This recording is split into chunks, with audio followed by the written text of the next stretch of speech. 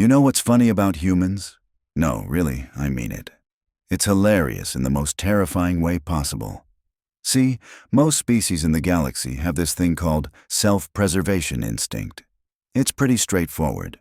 When you're about to die, your body goes into survival mode. Your brain shuts down non-essential functions, and you either run like hell or curl up in a ball hoping the bad thing goes away.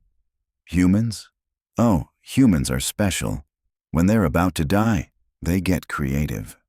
And by creative, I mean they turn into weapons of mass destruction powered by spite and stubbornness.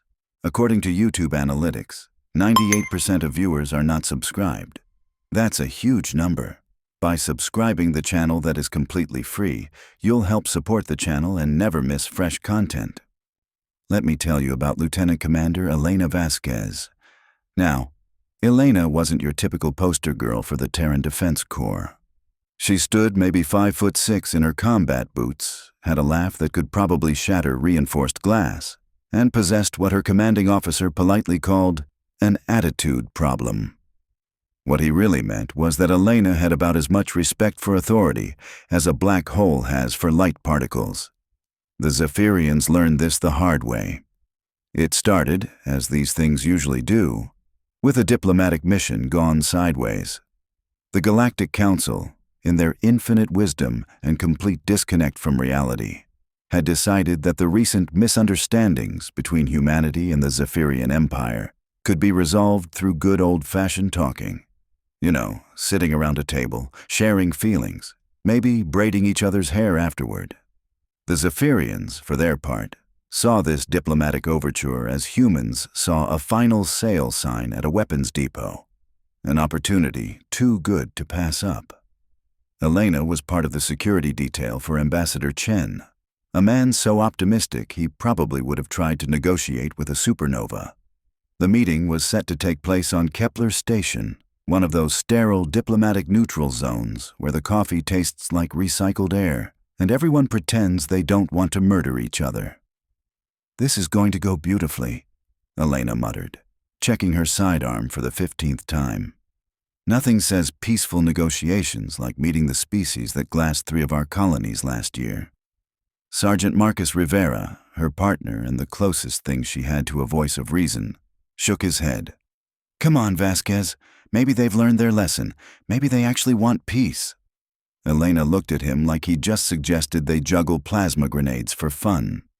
"Rivera, you sweet, naive man. The Zephyrians want peace like I want a root canal performed by a caffeinated surgeon with shaky hands."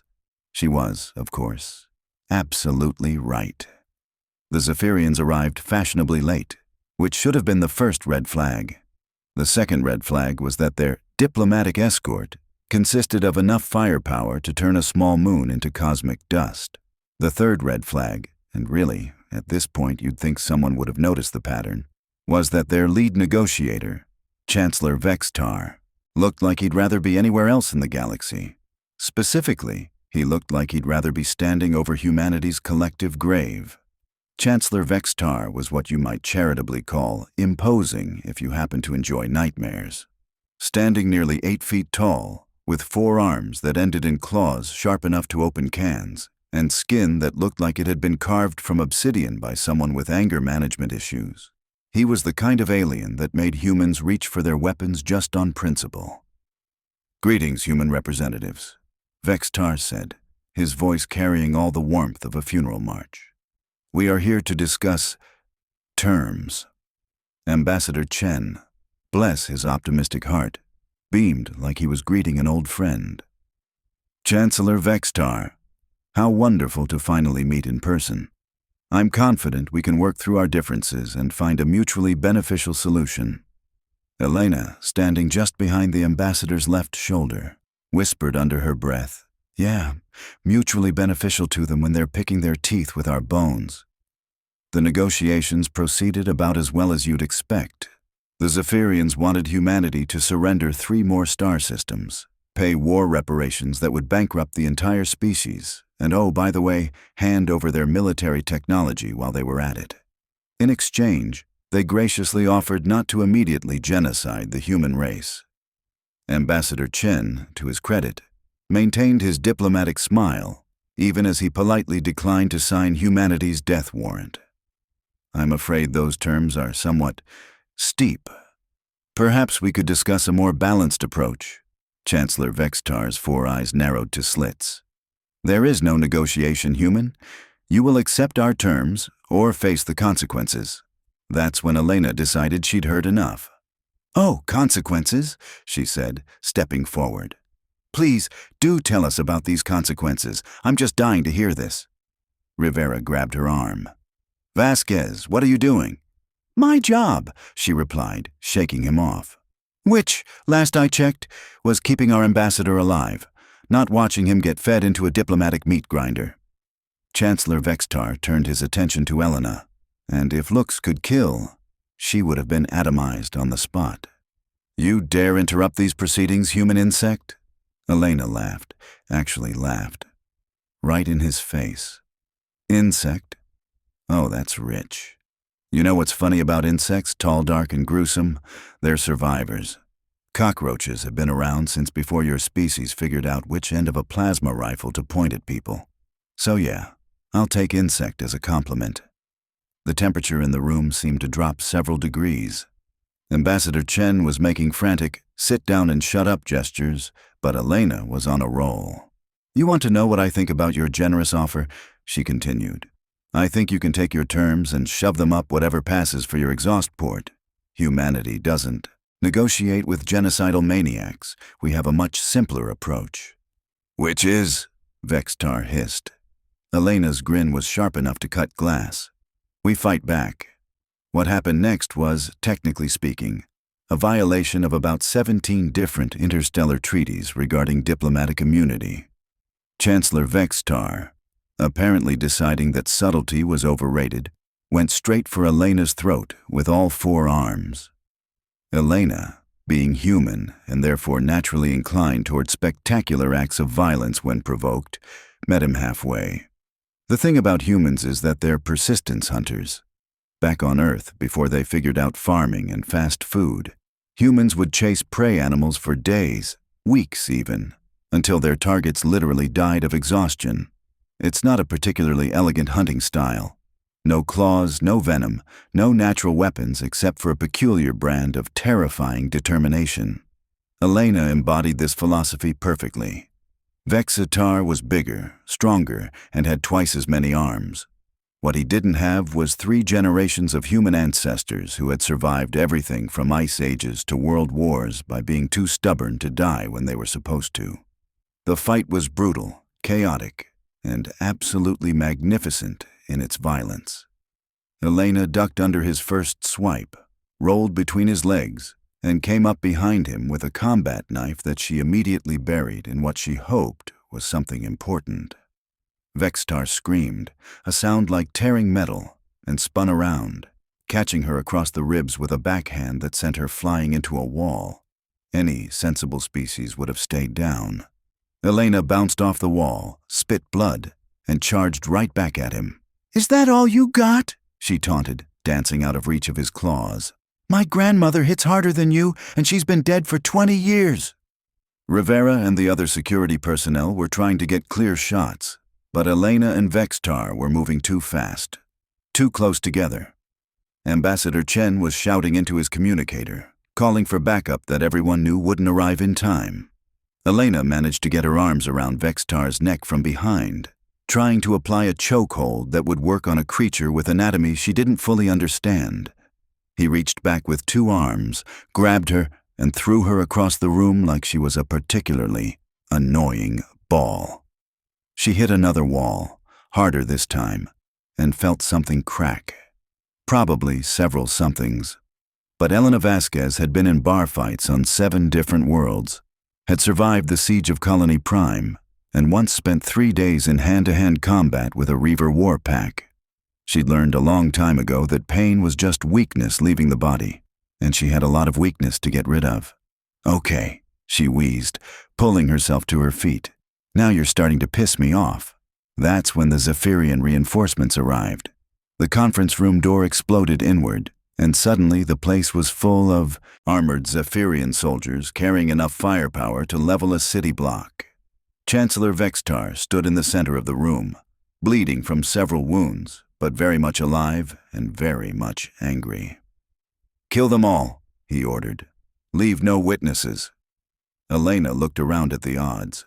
24 trained alien soldiers versus a handful of human diplomats and security personnel, and started laughing. Not the polite chuckle you might expect from someone facing imminent death, but full-blown, bend-over-holding-your-sides laughter. "Oh, this is perfect," she gasped between giggles. "Just absolutely perfect. You know what, Chancellor? I take it back. You're not just genocidal maniacs, you're stupid genocidal maniacs," Vextar snarled. "What could you possibly find amusing about your impending death?" Elena wiped tears from her eyes. "You really want to know? You just made the classic villain mistake. You should have shot us first and given the evil speech later." Rivera, catching on to whatever insane plan was forming in Elena's head, started moving toward the emergency controls. The other humans began spreading out, getting ready for what was about to be the shortest and most spectacular last stand in diplomatic history. "You see," Elena continued, still grinning like a maniac, "humans have this thing called the Geneva Convention. It's basically a list of rules for how to fight wars without being complete monsters. Really fascinating stuff. You should look it up sometime. Oh wait, you can't, because you're about to be dead." The Zephyrian soldiers were getting antsy, plasma rifles trained on the humans but waiting for their chancellor's order. Vextar was staring at Elena like she'd lost her mind, which, to be fair, she probably had. "The thing about the Geneva Convention," Elena went on, casually pulling the pins from 2 grenades, "is that it only applies during wars. And see, we're not at war with you. This is supposed to be a diplomatic meeting, which means—" She held up the grenades, pins dangling from her fingers. "Geneva doesn't apply to what I'm about to do to you people." The room erupted into chaos. Plasma bolts filled the air as the Zephyrians opened fire. Rivera reached the emergency controls and triggered the station's lockdown protocols, sealing the room. Elena dove behind an overturned table, grenade still in hand, and started her final countdown. She took 3 plasma bolts to the chest. The first one punched through her body armor like it was made of paper. The second one pretty much liquefied her left lung. The third one should have killed her instantly. Elena Vasquez had never been particularly good at doing what she was supposed to do. Even as her body started shutting down, even as her vision blurred and her breath came in ragged gasps, she kept fighting. She threw the first grenade into the cluster of Zephyrian soldiers, watched it detonate and take out 6 of them. The second grenade she saved. Chancellor Vextar, realizing that his easy victory was turning into a nightmare, started shouting orders. More soldiers poured into the room. More plasma fire filled the air. Ambassador Chen and the other humans were down, wounded or worse. Elena was dying. She could feel it happening, could feel her body giving up piece by piece, but she wasn't dead yet, and that made all the difference. Vextar approached her hiding spot, all 4 arms spread wide, claws extended. "Die with some dignity, human," he said. "Your species is finished." Elena looked up at him, blood running down her chin, and smiled. "You know what the difference is between humans and your people?" "What?" "When we're dying," she whispered, "we take you with us." She triggered the second grenade. But here's the thing. Elena didn't throw it. She held onto it, tight, right against her chest. And when Chancellor Vextar leaned down to finish her off, she wrapped her arms around his neck and pulled him close. The explosion, contained between their 2 bodies, did exactly what Elena intended. It killed her instantly, finally, mercifully, but not before the shrapnel and concussive force transferred through her body and into Vextar's spine. The 8-foot-tall alien war leader, the terror of 3 star systems, the chancellor of the Zephyrian Empire, dropped to the ground like a puppet with cut strings. His back was broken in 17 places. His spinal cord was severed. His nervous system was so thoroughly scrambled that he couldn't even scream. Elena Vasquez died with a smile on her face, and her arms wrapped around her enemy's neck. The remaining Zephyrian soldiers found their mighty chancellor paralyzed from the neck down, utterly helpless, completely dependent on life support systems to keep breathing. The human woman who had done this to him was scattered across half the room, but somehow, she'd managed to win. When the Terran Defense Corps rescue team finally cut through the station's lockdown and reached the conference room, they found a scene that would be talked about in military academies for generations. Ambassador Chen survived, barely. Rivera survived, with injuries that would keep him in recovery for months.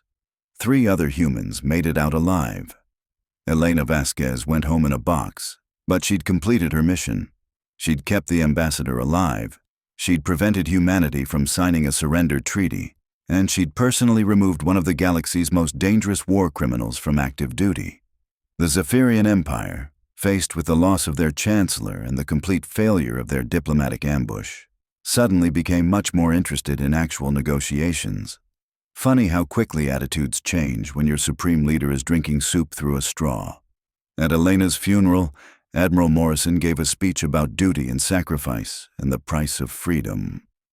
It was a beautiful speech, full of noble sentiments and stirring rhetoric. But Rivera, standing at attention despite his injuries, knew that Elena would have hated every word of it. She would have preferred the truth. Lieutenant Commander Elena Vasquez was a pain in the ass who didn't know when to quit, didn't know when to shut up, and absolutely refused to die quietly. She was everything that made humans simultaneously the most beloved and most feared species in the galaxy. The Zephyrians learned something important that day. You can kill a human. Hell, you can kill a lot of humans. But if you're not careful, if you give them time to get creative, if you make the mistake of making them angry instead of making them dead, they'll find a way to take you with them. And sometimes, just sometimes, that's enough to change everything. The aftermath was, to put it mildly, a diplomatic shitstorm of galactic proportions. News of what happened on Kepler Station spread through the galaxy faster than a Reaver plague outbreak. The Galactic Council convened emergency sessions. Trade routes were disrupted. 3 different species offered to mediate. The Andromedan Collective sent fruit baskets to both sides, because apparently they thought this was the kind of situation that called for tropical arrangements. But the real story was playing out in the medical bay of the Zephyrian flagship Dominator, where Chancellor Vexitar was learning what it meant to be completely, utterly, helplessly dependent on life support systems. The Zephyrian medical team worked around the clock trying to repair the damage Elena had done.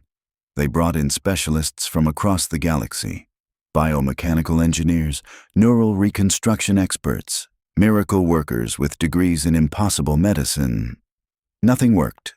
The human woman's final attack hadn't just broken his spine, it had shattered it so completely that putting it back together would have required rebuilding him from the ground up. The damage is extensive, Dr. Krillek explained to the Zephyrian High Command, his voice carrying the kind of professional detachment that meant bad news wrapped in medical terminology. The spinal column has been severed in multiple locations. The neural pathways are completely disrupted. Even with our most advanced cybernetic implants, the Chancellor will never walk again. He will never fight again. He will never lead from the front lines again. High Commander Jexton, Vexitar's second-in-command, stared at the readings with the expression of someone watching their entire military strategy collapse in real time. How is this possible? It was one human female, one small dying human female. Dr. Krillek pulled up the combat footage, captured by the station's security systems. The hologram showed Elena's final moments in gruesome detail. The way she'd held onto that grenade, the way she'd pulled Vexitar close, the way she'd used her own body as a weapon. She turned herself into a shaped charge, he explained. The explosion was contained and directed by her body mass, focusing all the destructive force into a narrow cone. The shrapnel and concussive wave were channeled directly into the Chancellor's spine. It was remarkably effective. Effective? Jexton's voice was deadly quiet. She was supposed to be dying. How does a dying creature cause this much damage? That was the question that kept the Zephyrian military analysts awake at night. They'd studied human combat footage, read every intelligence report, analyzed battle patterns from a dozen conflicts. They thought they understood how humans fought. They were wrong. What they hadn't accounted for was the human concept of a Pyrrhic victory. The idea that sometimes winning meant being willing to lose everything, as long as you took your enemy with you. Most species viewed death as failure. Humans viewed death as a tactical option. The intelligence reports started coming in from across the galaxy. Human military academies were teaching Elena's final gambit as standard tactics. The Vasquez maneuver was being incorporated into combat training programs. Recruitment videos were using footage of the fight to attract new soldiers to the Terran Defense Corps.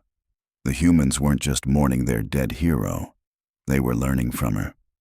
Meanwhile, Chancellor Vextar lay in his medical pod, paralyzed from the neck down, breathing through machines, eating through tubes, and staring at the ceiling while contemplating the complete destruction of his military career.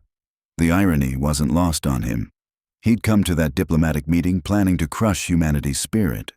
Instead, one human woman had crushed his spine. The psychological warfare potential was devastating.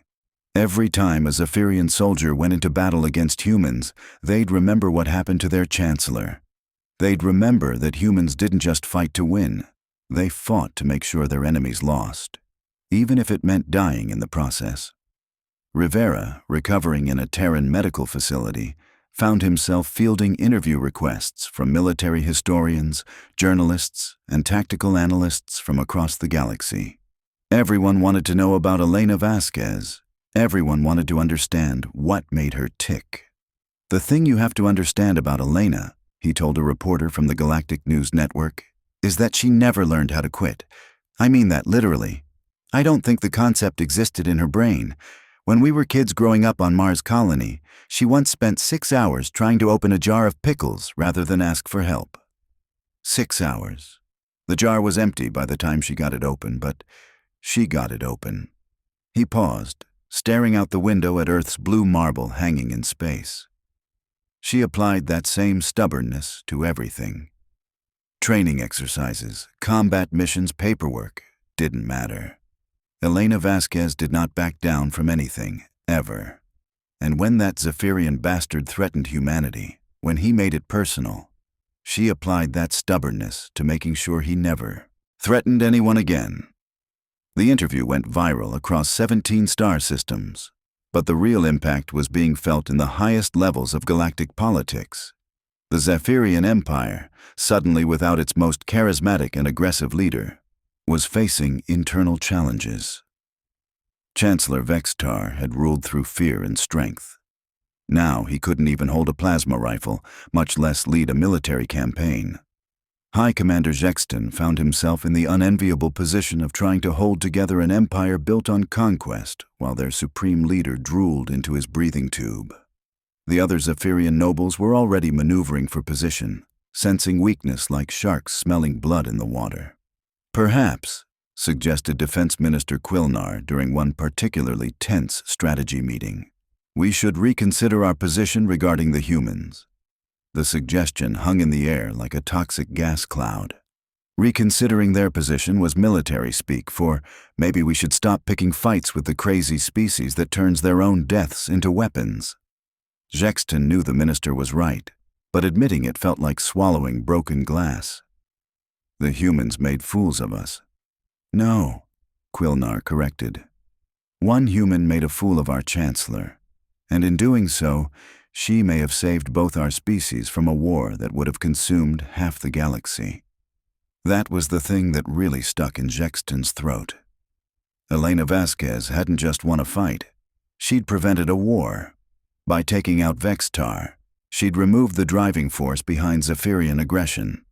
Without their warmonger-in-chief, the Empire was suddenly much more interested in peaceful solutions. The Galactic Council, sensing an opportunity, immediately called for new negotiations. This time the talks were held on neutral ground, with full security protocols and enough oversight to make a tax audit look casual. The Zephyrians sent diplomats instead of soldiers. The humans sent Ambassador Chen again, because apparently the man was either incredibly brave or incredibly stupid, and sometimes those things look the same from the outside. The new negotiations went considerably better than the first ones. Amazing how much more reasonable everyone became when the alternative was explaining to their constituents why they'd started a galactic war over hurt feelings. Within 6 months, they'd hammered out a peace treaty that actually made sense. The Zephyrians would pay reparations for the colonies they'd destroyed, but reasonable ones that wouldn't bankrupt their economy. Humanity would share certain non-military technologies in exchange for mining rights in Zephyrian space. Both sides would establish formal diplomatic relations and work together on mutual defense pacts. It wasn't perfect, but it was functional. More importantly, it was something Elena Vasquez would have approved of. A solution that didn't require anyone else to die for it. The memorial service for Elena was held 6 months after the incident. Once the political dust had settled and the galaxy had time to process what had happened. Representatives from dozens of species attended. Even some Zephyrians came, though they stood in the back and looked uncomfortable the entire time. Admiral Morrison gave his speech about duty and sacrifice. Ambassador Chen talked about Elena's role in securing the peace. Rivera spoke about her character, her stubbornness, her complete inability to let anything slide. But the most memorable moment came when a young Zephyrian officer, barely out of their military academy, approached Rivera after the ceremony. "Excuse me," the alien said in halting standard. "I wanted to say, you're Elena Vasquez. She taught us something important." Rivera raised an eyebrow. "What's that?" "That sometimes the most dangerous warrior is the one who has already accepted death. We will remember this lesson." Rivera nodded. "Good. Elena would have liked that. She always said the best way to honor the dead was to learn from them." Chancellor Vextar spent the rest of his considerably shortened life in a medical facility, kept alive by machines, unable to move, unable to fight, unable to lead his people to war. Every day, he was reminded that a human woman half his size had done this to him. Every day, he was reminded that sometimes the smallest person in the room is the most dangerous. The humans built a memorial for Elena on Kepler Station. It's a simple plaque with her name, her rank, and a single line of text. She took him with her. But they also built something else, a training facility named Inner Honor, where young soldiers learned the art of fighting against impossible odds. The Elena Vasquez Combat Academy became legendary throughout human space. Its motto, carved in stone above the main entrance, read, "Never give up, never give in, never go quietly." It was exactly the kind of pompous military nonsense Elena would have mocked mercilessly, which was why Rivera made sure it got approved. Visitors from dozens of species come to read the memorial plaque. Some come to pay respects, others come to learn. A few come to remind themselves why you should never, ever underestimate a human who's got nothing left to lose. Because that's the thing about humans. They're not the strongest species in the galaxy. They're not the smartest, or the fastest, or the most technologically advanced. What they are is persistent, stubborn, absolutely, completely, magnificently unwilling to go quietly into that good night. Elena Vasquez proved that. She proved it with her life, and more importantly, she proved it with her death. She proved that sometimes one person, in one moment, making one incredibly dangerous decision, can change the course of galactic history. And in the end, that's the most human thing of all.